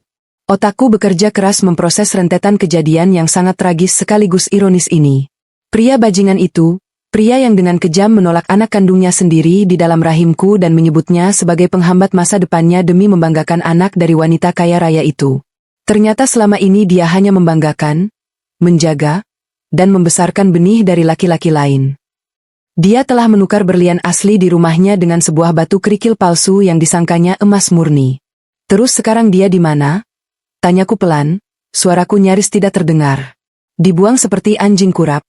jawab Maya tanpa rasa kasihan sedikit pun. Keluarga Rina menyewa pengawal untuk mengusir suamimu dari rumah sakit malam itu juga. Karena perusahaan dan rumah mewahnya sudah disita negara, Rina merasa tidak butuh lagi keberadaan suamimu. Apalagi sekarang keluarga Rina juga sudah bangkrut dan ayahnya masuk penjara, mereka tidak punya alasan lagi untuk menjaga reputasi dengan memelihara suami palsu. Mantan suamimu ditendang keluar ke jalanan dengan pakaian yang menempel di badannya saja. Dia tidak punya rumah, tidak punya pekerjaan, semua rekening pribadinya yang terhubung dengan perusahaan ikut dibekukan oleh KPK. Dia sekarang benar-benar gembel. Aku menyandarkan punggungku ke sandaran sofa, menghembuskan napas yang terasa sangat panjang dan melegakan. Dadaku yang selama berbulan-bulan ini tanpa sadar menyimpan secercah luka dan rasa penasaran akan keadilan Tuhan, kini terasa sangat lapang dan ringan. Awan mendung kelam yang selama ini membayangi masa laluku telah sepenuhnya tersapu bersih oleh angin badai karma yang menyapu kehidupan pria itu. Aku tidak merasa senang di atas penderitaannya, karena aku tahu rasa sakit dari sebuah pengkhianatan dan kehancuran. Aku tidak akan merayakan kejatuhannya dengan tawa kemenangan. Namun, aku merasakan kedamaian yang luar biasa karena aku menyadari bahwa keadilan di dunia ini nyata adanya. Tuhan tidak pernah tidur.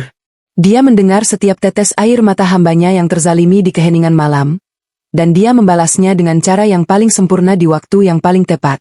Aku menundukkan kepalaku, menatap perutku yang membuncit besar. Tanganku bergerak mengelus lembut permukaan perutku, merasakan balasan berupa tendangan-tendangan kecil yang hangat dari dalam sana. Sebuah senyum penuh syukur mengembang di bibirku. Kamu dengar itu, nak?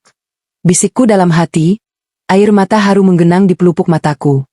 Hukuman semesta tidak pernah salah alamat. Orang yang menolak kehadiranmu kini telah kehilangan segalanya, sementara kamu akan segera lahir ke dunia yang penuh dengan cinta, cahaya, dan kebahagiaan bersama ibu. Waktu terus bergulir tanpa terasa, membawa serta lembaran-lembaran baru dalam kehidupanku yang kini terasa jauh lebih damai dan bermakna. Kandunganku kini telah memasuki bulan ke-8. Perutku sudah membuncit sangat besar, membuat setiap langkah kakiku terasa berat dan napasku seringkali terengah-engah hanya karena berjalan dari kamar menuju dapur. Namun, semua rasa lelah secara fisik itu sama sekali tidak menyurutkan semangatku. Setiap kali aku merasakan tendangan kuat atau pergerakan kecil dari dalam rahimku, senyum otomatis mengembang di wajahku. Bayi laki-laki yang sedang tumbuh di dalam tubuhku ini adalah sumber kekuatan utamaku, alasan mengapa aku bisa bangkit dari keterpurukan yang paling dalam. Usaha catering daring yang kurintis dari nol dengan modal sisa tabungan kini telah berkembang jauh melampaui ekspektasiku. Aku tidak lagi hanya menerima pesanan dalam skala kecil dari tetangga sekitar. Kini, aku melayani pesanan catering makan siang harian untuk beberapa kantor besar di pusat kota, serta pesanan puluhan kotak kue untuk berbagai acara penting. Dapur di rumah orang tuaku yang dulu hanya digunakan untuk memasak makanan sehari-hari, kini telah disulap menjadi area produksi yang sibuk. Bau harum mentega, panggangan roti, dan aneka bumbu masakan selalu menguar setiap hari, menggantikan aroma kesedihan yang dulu sempat menyelimutiku. Karena pesananku yang semakin membludak, aku bahkan sudah bisa mempekerjakan 2 orang asisten tambahan untuk membantu ibu di dapur, sementara aku lebih banyak mengurus bagian administrasi, pemasaran, dan memastikan kualitas rasa tetap terjaga. Penghasilanku kini berlipat ganda. Aku bisa menabung dengan jumlah yang cukup besar untuk biaya persalinan nanti, asuransi pendidikan anakku kelak, dan bahkan aku sedang merencanakan untuk merenovasi rumah orang tuaku agar lebih luas dan nyaman saat bayiku lahir. Aku telah membuktikan pada diriku sendiri bahwa aku tidak membutuhkan pria pengkhianat itu untuk bisa bertahan hidup. Aku bisa berdiri di atas kakiku sendiri, menjadi wanita mandiri yang siap memberikan dunia yang indah untuk anakku. Sore itu, awan mendung kelabu menggantung rendah di langit ibu kota, menyembunyikan sinar matahari yang biasanya terik. Hujan rintik-rintik mulai turun membasahi jalanan aspal saat mobil yang dikemudikan oleh Maya melaju membelah kemacetan. Maya memaksa untuk mengantarku melakukan pemeriksaan kandungan rutin di rumah sakit karena bapak sedang ada urusan di luar. Di dalam mobil yang hangat dan diiringi alunan musik lembut, aku dan Maya banyak mengobrol tentang rencana masa depan, tentang perlengkapan bayi apa saja yang masih kurang, dan tentang betapa tidak sabarnya kami menyambut kelahiran jagoan kecilku ini. Kamu sudah siapkan nama buat si kecil, Sin? Tanya Maya sambil memutar kemudi, berbelok di sebuah persimpangan jalan yang padat. Wiper mobil bergerak ritmis menyapu rintik hujan di kaca depan. Aku tersenyum lembut sambil mengelus perutku yang terbalut gaun hamil berwarna biru muda. Sudah? Mei. Aku sudah menyiapkan nama yang paling bagus untuknya. Nama yang punya arti kekuatan, ketegaran, dan cahaya yang membawa kebahagiaan. Aku ingin dia tumbuh menjadi laki-laki yang bertanggung jawab. Tidak seperti. Ucapanku terhenti di udara. Pandanganku yang tadinya tertuju pada Maya kini tanpa sengaja beralih keluar jendela kaca mobil di sebelah kiriku. Mobil kami sedang berhenti karena lampu lalu lintas menyala merah di sebuah perempatan jalan yang cukup besar. Di trotoar jalan yang basah oleh air hujan, tepat di depan sebuah minimarket yang pintunya tertutup rapat, terjadi sebuah keributan kecil yang menarik perhatianku. Seorang pria berpakaian sangat kumal dan kotor sedang didorong kasar oleh seorang petugas keamanan minimarket. Pria itu tampak sangat memprihatinkan. Kemeja yang dikenakannya sudah kehilangan warna aslinya, robek di beberapa bagian, dan dipenuhi noda lumpur yang mengering. Celana panjangnya compang-camping di bagian ujung, dan dia tidak mengenakan alas kaki sama sekali.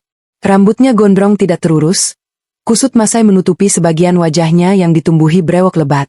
Tubuhnya terlihat sangat kurus, seolah hanya tersisa tulang pembalut kulit. Bahunya merosot turun, menandakan kekalahan yang luar biasa telak dari kehidupan. Pergi dari sini. Jangan mengganggu pelanggan yang mau masuk. Sudah kubilang jangan mengemis di depan toko ini. Bentak petugas keamanan itu dengan suara lantang yang bisa kudengar samar-samar dari balik kaca mobil. Pria gembel itu jatuh terduduk di aspal yang basah dan kotor akibat dorongan kasar tersebut. Dari tangannya, terlepas sebuah roti tawar yang sudah berjamur di bagian ujungnya, jatuh menggelinding ke dalam genangan air berlumpur. Pria itu menatap roti yang kotor itu dengan tatapan putus asa, tangannya yang gemetar berusaha meraihnya kembali. Seolah roti berjamur itu adalah harta karun paling berharga yang dia miliki saat ini untuk mengganjal perutnya yang kelaparan. Rasa iba sempat melintas di hatiku melihat pemandangan tragis itu. Namun, detik berikutnya, saat pria itu mengangkat wajahnya untuk mengambil roti tersebut, jantungku seakan berhenti berdetak. Napasku tercekat di tenggorokan. Darahku berdesir hebat mengalir dari ujung kepala hingga ke ujung kaki. Aku mencondongkan tubuhku ke arah kaca jendela, menajamkan penglihatanku menembus rintik hujan, memastikan bahwa mataku tidak sedang menipuku. Meski wajahnya tertutup kotoran, debu, dan rambut yang berantakan, meski tubuhnya kini kurus kering seperti mayat hidup, aku tidak mungkin melupakan gurat wajah itu. Mata itu, hidung itu, rahang itu. Itu adalah wajah pria yang dulu pernah berbagi ranjang denganku. Pria yang dulu selalu tampil rapi dengan jas mahal beraroma parfum mewah. Pria yang menolak darah dagingnya sendiri demi mengejar harta dan takhta dari wanita lain.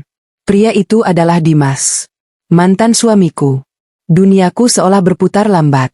Aku membekap mulutku dengan kedua tangan, menahan jeritan kaget yang hampir saja lolos dari bibirku. Dimas, mantan suamiku yang dulu sangat angkuh dan sombong, kini mengais makanan sisa di pinggir jalan raya bagaikan anjing liar yang kelaparan. Hukuman semesta yang diceritakan oleh Maya beberapa bulan yang lalu ternyata jauh lebih mengerikan saat kulihat dengan mata kepalaku sendiri. Dia benar-benar telah kehilangan segalanya. Tidak ada lagi sisa-sisa kesombongan, tidak ada lagi senyum meremehkan. Yang ada hanyalah raga kosong yang bernapas dalam penyesalan dan kehinaan. Pada saat yang bersamaan, seolah digerakkan oleh ikatan batin masa lalu yang sudah putus, Dimas menoleh ke arah jalan raya. Tatapannya yang kosong tanpa sengaja berserobok dengan tatapanku dari balik kaca mobil yang transparan. Mata kami terkunci selama beberapa detik yang terasa seperti keabadian. Aku bisa melihat bagaimana bola matanya membesar, mengenali wajahku di balik kaca itu. Lalu, tatapannya perlahan turun. Dia melihat perutku. Perutku yang kini sudah sangat besar, tempat bersemayamnya janin yang dulu dia sebut sebagai beban dan penghancur masa depannya. Dari jarak ini, aku bisa melihat dengan jelas bagaimana tubuh kurusnya bergetar hebat. Wajahnya yang kotor seketika pucat pasi. Air mata langsung menggenang di matanya yang cekung, menetes bercampur dengan air hujan yang membasahi wajahnya. Mulutnya terbuka, meneriakkan namaku tanpa suara. Rahangnya bergetar menahan tangis penyesalan yang membuncah. Di titik nadir kehidupannya, saat dia tidak memiliki siapa-siapa lagi, saat harta yang diagungkannya telah lenyap, dan saat wanita kaya yang dibanggakannya membuangnya begitu saja, dia akhirnya menyadari satu kebenaran yang tidak bisa ditolak. Dia menyadari bahwa dia telah membuang satu-satunya wanita yang mencintainya dengan tulus saat dia bukan siapa-siapa. Dia menyadari bahwa di dalam perutku yang besar ini, terdapat satu-satunya darah daging aslinya, harta paling berharga yang pernah dia miliki namun dia tolak dengan tangannya sendiri. Dimas berusaha bangkit berdiri dengan susah payah. Kakinya yang tanpa alas terpincang-pincang. Dia mengulurkan tangannya yang kotor ke arah mobilku, melangkah gontai mencoba mendekat menembus hujan yang semakin deras. Dia membuka mulutnya lebar-lebar, meneriakkan namaku berulang kali dengan suara serak yang memilukan. Cynthia, Cynthia, maafkan aku, anakku. Namun, takdir telah menentukan jalannya sendiri. Tepat saat dia melangkah maju ke aspal jalan raya, lampu lalu lintas berubah menjadi hijau.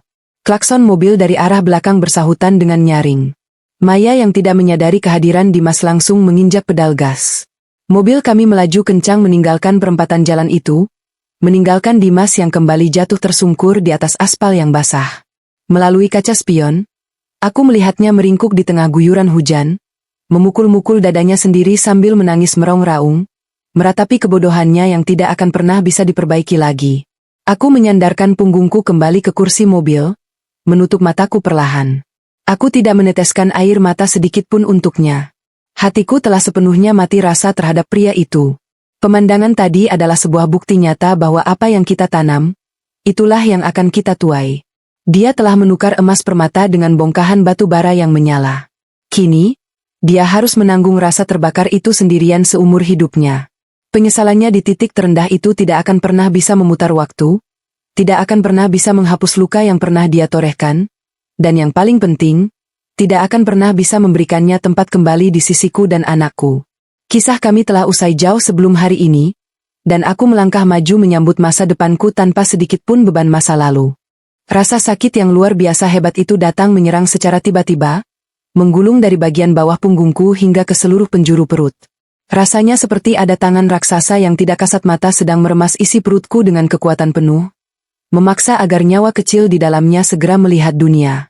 Malam itu, tepat di minggu ke-38 kehamilanku, ketubanku pecah membasahi kasur saat aku sedang tertidur lelap. Kepanikan seketika melanda seisi rumah. Ibu langsung terbangun dan membantuku berganti pakaian dengan tangan gemetar, sementara bapak dengan sigap memanaskan mesin mobil di garasi. Perjalanan menuju rumah sakit terasa sangat panjang dan menyiksa. Setiap kali mobil melewati jalanan yang sedikit berlubang atau polisi tidur, aku harus menggigit bibir bawahku kuat-kuat untuk menahan jeritan kesakitan. Tanganku mencengkeram erat lengan ibu yang duduk di sebelahku di kursi belakang. Ibu terus membisikkan doa-doa dan kata-kata penenang di telingaku, menyuruhku untuk mengatur napas panjang seperti yang pernah diajarkan saat senam hamil. Keringat dingin sebesar biji jagung mengucur deras di dahiku. Rasa sakit kontraksi ini berlipat ganda, namun di saat yang bersamaan, ada kebahagiaan luar biasa yang membuncah di dadaku. Sebentar lagi, hanya dalam hitungan jam, aku akan segera mendekap buah hatiku. Setibanya di rumah sakit, aku langsung dilarikan ke ruang bersalin dengan kursi roda. Perawat dan dokter berjaga bergerak dengan sangat cepat dan cekatan. Pembukaanku ternyata sudah memasuki fase akhir. Rasa sakitnya kini berganti menjadi dorongan kuat yang tidak tertahankan dari dalam tubuhku. Di ruang bersalin yang terang benderang itu, dengan didampingi oleh ibu yang terus menggenggam tanganku dan bapak yang menunggui di luar dengan wajah tegang, aku berjuang antara hidup dan mati. Aku mengerahkan seluruh sisa tenagaku, mengejan sekuat yang aku bisa setiap kali dokter memberikan aba-aba. Terus, Bu Cynthia, pintar sekali, sedikit lagi kepalanya sudah terlihat. Ayo, dorong sekali lagi yang kuat. Seru dokter kandungan yang menanganiku dengan nada menyemangati. Aku menarik napas dalam-dalam, mengumpulkan seluruh sisa energi dan memfokuskan pikiranku pada satu hal, wajah anakku. Aku membayangkan tangisannya, senyumannya, dan masa depan indah yang menanti kami berdua. Dengan satu dorongan terakhir yang memakan semua tenaga dan suaraku, sebuah beban besar terasa lepas dari dalam tubuhku. Detik itu juga, ruangan bersalin itu dipecahkan oleh suara lengkingan tangisan bayi yang sangat nyaring dan kuat. Tangisan pertama dari malaikat kecilku. Selamat, Bu Cynthia. Bayinya laki-laki, sehat, sempurna, dan sangat tampan, ucap dokter sambil mengangkat tubuh mungil yang masih berlumuran darah dan lendir itu. Air mata bahagia langsung mengalir deras dari kedua pelupuk mataku. Aku terisak haru melihat jagoan kecilku untuk pertama kalinya. Ibu yang berdiri di sebelahku ikut menangis bahagia sambil menciumi keningku berulang kali. Saat perawat meletakkan tubuh mungil yang hangat itu di atas dadaku untuk inisiasi menyusui dini, seluruh rasa sakit, lelah, dan penderitaan yang kurasakan selama 9 bulan terakhir menguap begitu saja tak berbekas. Kulitnya yang kemerahan bersentuhan dengan kulitku, menciptakan sebuah ikatan batin magis yang tidak bisa digambarkan oleh kata-kata. Dia adalah keajaibanku. Dia adalah duniaku yang baru. Beberapa jam kemudian, setelah aku dibersihkan dan dipindahkan, aku berbaring santai di sebuah kamar perawatan VIP yang sangat nyaman. Aku sengaja memesan kamar terbaik di rumah sakit ini dari hasil jerih payahku mengelola bisnis catering. Aku ingin memastikan kenyamanan maksimal untuk diriku dan bayiku di hari-hari pertama kehidupannya. Suasana kamar itu sangat tenang dan damai. Udara terasa sejuk. Di ranjang bayi transparan yang berada tepat di sebelah tempat tidurku, anak laki-lakiku tertidur pulas dengan damai. Wajahnya sangat bersih, kulitnya putih kemerahan, dan hidungnya mancung. Dia mewarisi bentuk mataku dan lekuk bibirku. Sama sekali tidak ada jejak wajah pria pengkhianat itu di wajah anak ini, seolah Tuhan sengaja menghapus jejak pria itu dari kehidupan kami. Bapak dan ibu sedang turun ke kantin rumah sakit untuk mencari sarapan karena mereka belum makan apapun sejak semalam, meninggalkanku berdua saja dengan bayiku. Aku baru saja akan memejamkan mata untuk memulihkan tenaga ketika sayup-sayup terdengar suara keributan dari arah lorong di luar kamarku. Suara langkah kaki yang tergesa-gesa, disusul dengan suara teguran keras dari perawat jaga. Maaf, Pak. Bapak tidak boleh masuk dengan penampilan seperti ini. Ini ruang perawatan VIP, pengunjung harus menjaga kebersihan dan dilarang membuat keributan. Tegur suara perawat itu dengan nada tegas. Minggir. Aku mau bertemu istriku. Aku mau melihat anakku. Tolong izinkan aku masuk. Kumohon. Balas sebuah suara serak yang diiringi dengan isak tangis histeris. Jantungku langsung berdebar sangat kencang mendengar suara itu.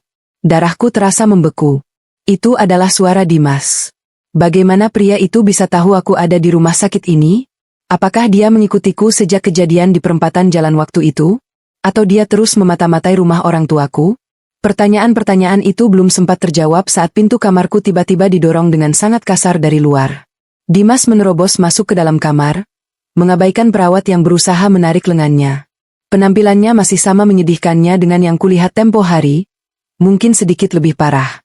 Pakaian kumalnya basah kuyup oleh keringat, tubuhnya gemetar hebat, dan aroma tidak sedap langsung menguar memenuhi kamar bersih itu. Wajahnya dipenuhi air mata dan ingus, matanya yang cekung memerah menatap nanar ke sekeliling ruangan sebelum akhirnya terpaku pada sosok bayiku yang sedang tertidur di dalam box, lalu beralih menatap wajahku yang sedang duduk bersandar di bantal. Melihat kondisiku yang sudah melahirkan, pertahanan pria itu langsung hancur lebur. Dia menjatuhkan dirinya ke lantai, berlutut tepat di samping tempat tidurku. Tangannya yang kotor dan bergetar berusaha menggapai ujung selimutku, namun aku dengan cepat menarik selimut itu menjauh, menatapnya dengan pandangan sedingin es. Sinta, maafkan aku. Isaknya meraung-raung, merendahkan kepalanya hingga menyentuh lantai keramik yang dingin. Aku mohon ampun padamu, Cynthia. Aku laki-laki bodoh. Aku bajingan keparat. Tolong hukum aku, pukul aku, maki aku sesukamu, tapi tolong jangan buang aku. Aku sudah hancur, Cynthia. Aku kehilangan segalanya. Uang, harga diri, masa depan, semuanya musnah. Wanita iblis itu menipuku, dia menjadikanku tumbal untuk menutupi aib perselingkuhannya sendiri. Dimas mengangkat wajahnya yang berurai air mata, menatapku dengan tatapan memelas yang sangat menyedihkan. Di saat aku sendirian di jalanan, kelaparan dan kedinginan, aku baru sadar bahwa harta paling berharga yang kumiliki adalah kamu. Cuma kamu wanita yang mencintaiku apa adanya dari nol. Dan bayi itu. Dimas menunjuk ke arah box bayi dengan tangan gemetar. Itu anakku kan, Cynthia? Itu darah dagingku. Tolong izinkan aku menggendongnya sebentar saja. Izinkan aku kembali padamu, menjadi ayah untuknya. Aku akan berubah. Aku janji akan bekerja keras memungut sampah sekalipun asalkan bisa bersama kalian lagi. Kumohon, terima aku kembali. Perawat yang tadi mengejarnya masuk tampak kebingungan dan segera memanggil petugas keamanan melalui radio panggilnya. Namun aku mengangkat tanganku, memberi isyarat pada perawat itu untuk menunggu sebentar. Aku ingin menyelesaikan urusan ini dengan tanganku sendiri untuk yang terakhir kalinya. Aku menatap pria yang sedang bersujud meratap di bawah kakiku ini. Tidak ada rasa kasihan yang tersisa di hatiku. Hanya ada rasa muak dan kekosongan. Aku membetulkan posisi dudukku, menegakkan punggungku dengan penuh martabat. Suaraku keluar dengan sangat tenang, stabil, dan tajam menusuk langsung ke relung jiwanya yang paling dalam. Berhenti menangis dan bangunlah, ucapku dingin, membuat isak tangisnya tertahan seketika. Air matamu tidak ada harganya lagi di mataku, Mas. Penyesalanmu ini datang terlalu terlambat. Aku melirik sekilas ke arah bayiku yang masih tertidur pulas, bersyukur dia tidak terganggu oleh keributan ini, lalu kembali menatap mata Dimas yang dipenuhi keputusasaan.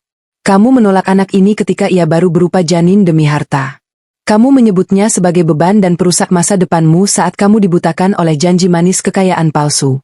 Sekarang, setelah istana pasirmu hancur dan kamu menyadari kebodohanmu, kamu datang memohon untuk menjadi ayahnya. Aku tersenyum sinis, sebuah senyuman yang menyiratkan kemenangan mutlak. Sekarang, ia adalah duniaku, dan di dunia kami, tidak ada tempat untuk pengkhianat sepertimu. Dimas terbelalak mendengar kalimat tegasku. Bibirnya bergetar mencoba merangkai kata bantahan, namun tak ada satupun suara yang keluar. Dia menyadari bahwa pintu maaf itu telah tertutup rapat, digembok, dan kuncinya telah dibuang jauh ke dasar lautan. Tepat pada saat itu, pintu kamar kembali terbuka. Bapak dan ibu bergegas masuk dengan raut wajah panik. Melihat Dimas berlutut di lantai kamarku, wajah bapak langsung memerah pada menahan amarah yang meledak. Bapak meletakkan bungkusan makanan ke meja dengan kasar, lalu melangkah lebar menghampiri Dimas. Tanpa banyak bicara, bapak menarik kerah baju kumal Dimas dengan tenaga yang luar biasa, memaksanya berdiri dengan kasar. Berani-beraninya kamu menampakkan wajah kotormu di hadapan putri dan cucuku. Bentak bapak dengan suara menggelegar. Kamu sudah membuang mereka, sekarang jangan harap kamu bisa menyentuh mereka lagi walau hanya seujung jari. Keluar dari sini sebelum aku sendiri yang menyeretmu dan menghabisimu di jalanan. Petugas keamanan rumah sakit yang baru saja tiba di ambang pintu segera mengambil alih. Mereka memegangi kedua lengan Dimas dengan kuat. Dimas tidak memberontak sama sekali. Tenaganya seolah terkuras habis mendengar penolakanku yang begitu dingin. Dia membiarkan dirinya diseret keluar oleh petugas keamanan. Saat dia ditarik menjauh melewati pintu kamarku, dia menoleh ke belakang untuk terakhir kalinya. Tatapannya tertuju pada bayi laki-lakiku, tatapan penuh kerinduan dan penyesalan seumur hidup yang tidak akan pernah bisa terobati oleh apapun. Lalu pintu kamar itu tertutup rapat, memutus pandangannya untuk selamanya. Ruangan kembali hening. Ibu segera menghampiriku, memeluk bahuku erat sambil menangis lega. Bersyukur aku tetap kuat menghadapi pria masa lalu itu. Bapak berdiri di dekat pintu dengan dada masih naik turun menahan emosi. Namun perlahan senyum kebanggaan muncul di wajahnya melihat ketegaranku. Aku menoleh ke arah boks bayi transparan di sebelahku.